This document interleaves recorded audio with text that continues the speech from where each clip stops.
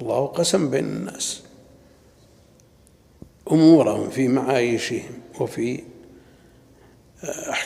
أحوالهم، وقسم لهذا وأعطاه من الصحة ما لم يعطي هذا، قسم لهذا من المال ما لم يعطه لهذا. اعتبر نحن قسمنا بينهم معيشتهم.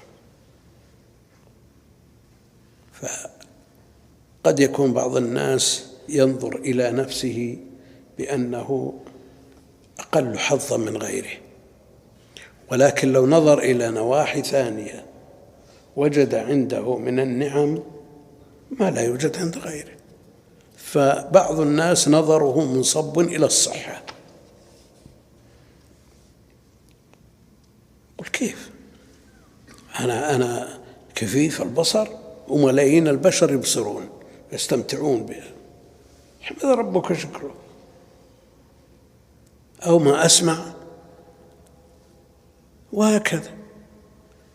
أو يقول أنا أقل صحة مثلا من فلان وفلان من أقراني وزملائي.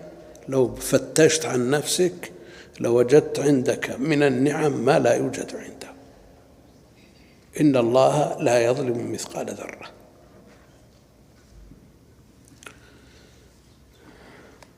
من نظر إلى نفسه وأحواله مع أحوال الناس يرتاح ضميره ويحصل له من الشكر ما لا يحصل له لو غفل عن مثل هذه المعاني. لئن شكرتم لأزيدنكم. طبعا تقول أنا الآن أمشي بعربية هدف وزملائي كلهم يمشون. ما تذكر من زملائك من مات قبل 20 سنة 30 سنة، أو من هو في مقعد في بيته له مدة طويلة، أو حرم من لذة عبادة، أو حرم من كذا أو كذا. احنا من زملائنا من مات في المرحلة المتوسطة، ومن مات في ما بعدها من الثانوي والجامعة.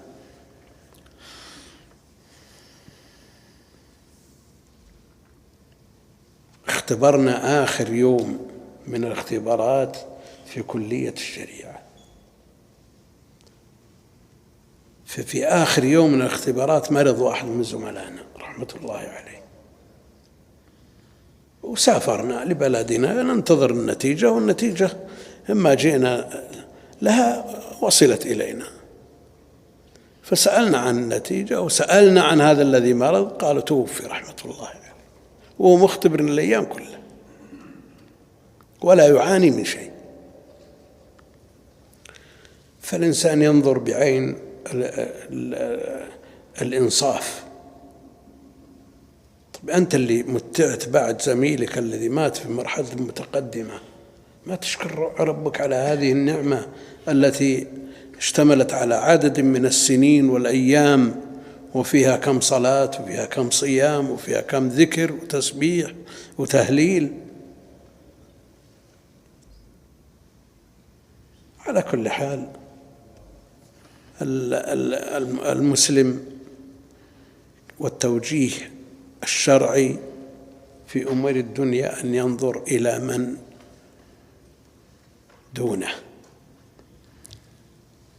لئلا يزدري نعمة الله عليه،